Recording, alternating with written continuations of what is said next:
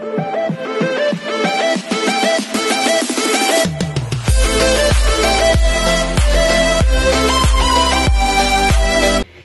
everyone, this is KJP Vlogs, a Filipino reactor based here in Kingdom of Saudi Arabia, and welcome back to my channel. Agad-agad gawa natin ito ng reaction video ang mga ayuda kay Kim Chiu and Paolo Abilino.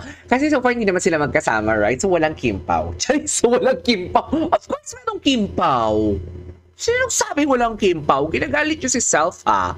Charis. So I want to say, congratulations Kimi. Di ba last year si Catherine Bernardo yung napalanulan ni Kimi ngayon? Last year si Catherine Bernardo yon. Kaya ang di ko lang talaga maintindihan, mayroon akong nababasa na minamaliit nila si Kimi.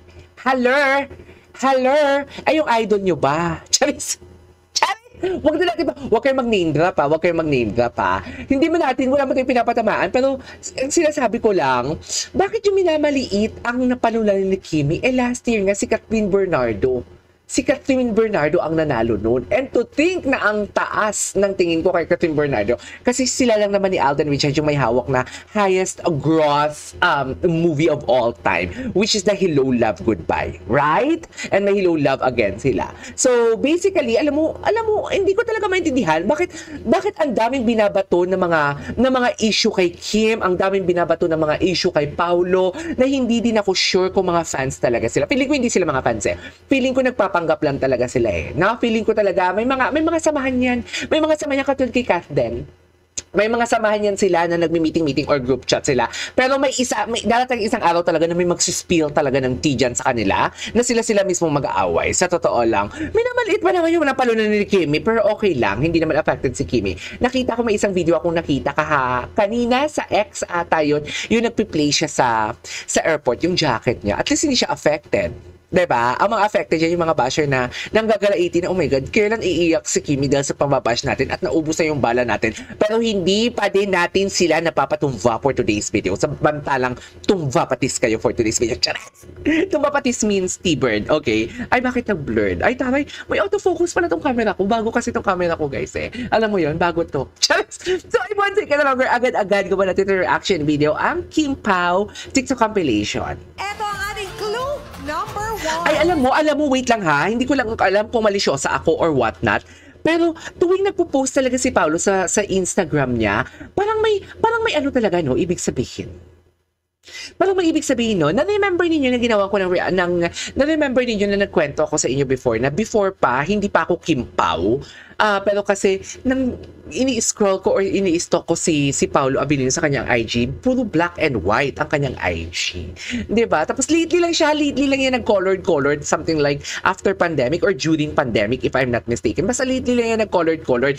Tapos ngayon, yung mga posts niya talaga, may mga something talaga. Kahit wala siyang sinasabi, okay, kahit sa IG story niya lang nag-workout siya, na nakikita mo talaga yung mga mata niya na parang mapungay, na parang he is longing for something. He is waiting for something like that. Alam mo, magaling ako dyan eh. Hindi ko alam kung meron din kayo nitong talent na to. For example, ito ha.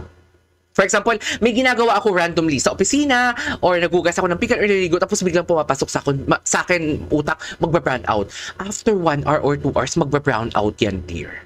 Totoo yan, ganyan ako. May parang, yung vision, alam mo yon. So, alam mo yung vision, parang ako naman, magaling ako dyan. Choice, magaling, hindi ako chismosa, pero magaling ako dyan. Tapos, si Paolo, pag nakikita ko pa may mga IG story, tapos yung mga posts sa mga puno, sa forest, parang there is something talaga na parang he is longing for something. He wanted something na gusto niya makuha. Hindi ako sure. Ayoko mag-assume na love life, alright? Ayoko din mag-assume na kung ano-ano man. Basta nakikita mo lang sa mga mata niya and gesture niya. And also kahit sa pag-upo niya pa lang, malalaman mo na there is something. He is longing for something and hindi natin alam kung ano yon. Okay? So yeah, panoorin natin to. Dami ko chika. Hindi ko alam kung ako din or kayo din na mayroong ganun. Bida sa 2022 Ay. romance drama film na ito, Ano? sina Paolo Abilino. Ay! Bakit nagulat siya?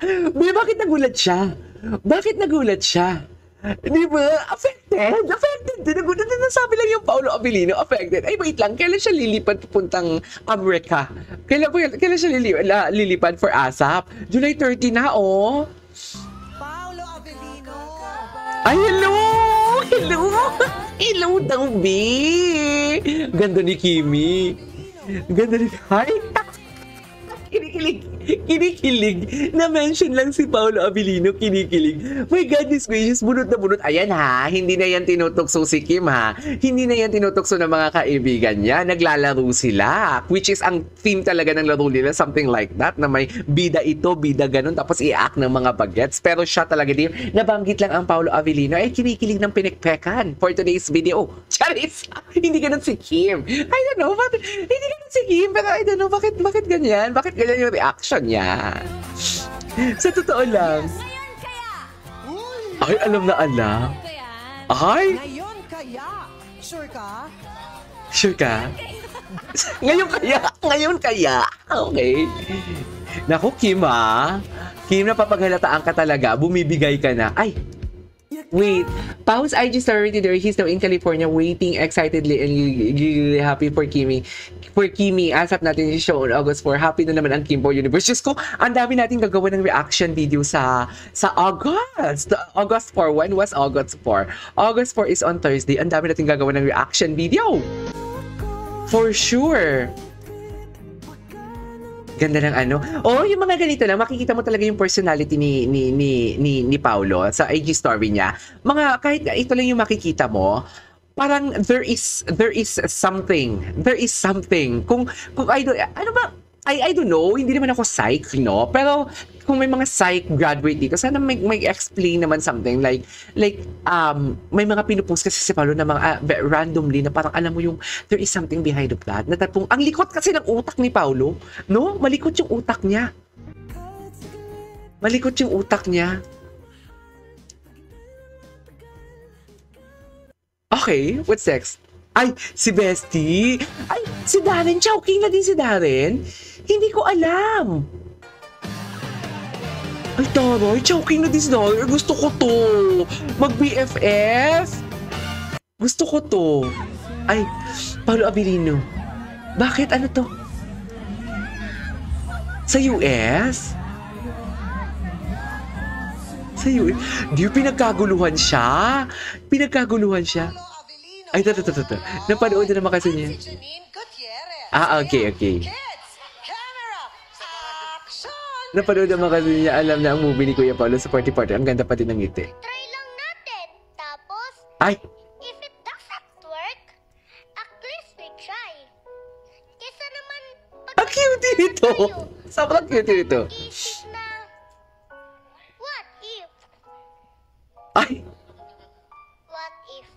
Alam mo, ang galing nila kang Marty. Sorry ah. Ito ba sa,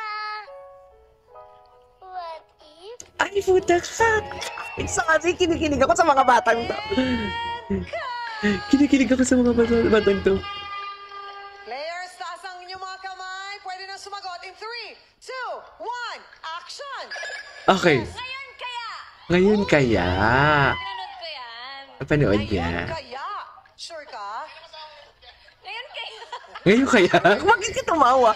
Alam mo, na-curious ako dun ha. Na-curious ako dun sa ngayon kaya. Parang, alam mo naman tayo, very maliciosa tayo. Konting kibot lang talaga. Konting kibot lang, parang mararamdam. Maano na natin, may na-analyze na talaga tayo na chika from Kim. Although, hindi naman ganito yung meaning. Pero alam mo yung, ang utak din kasi natin malikot eh. 'Di ba? Alam mo yung sometimes, dilulu tayo. Tapos, alam mo yun, syempre, as a fan, parang bawat galaw, binabantayan. Pero wait lang, don't get me wrong ha. Don't get me wrong. Kung hindi man sila umamin, nasabi ko na to, kung hindi man sila umamin, okay lang talaga.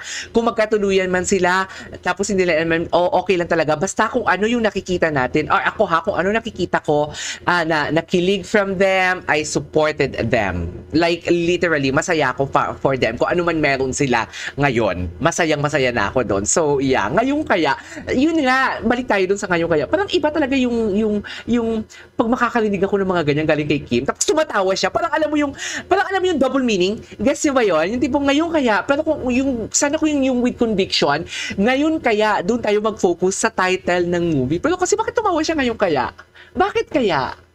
Bakit kaya? Ngayon kaya? Charis! Mali siya, kasala ko malikot yung utak ko.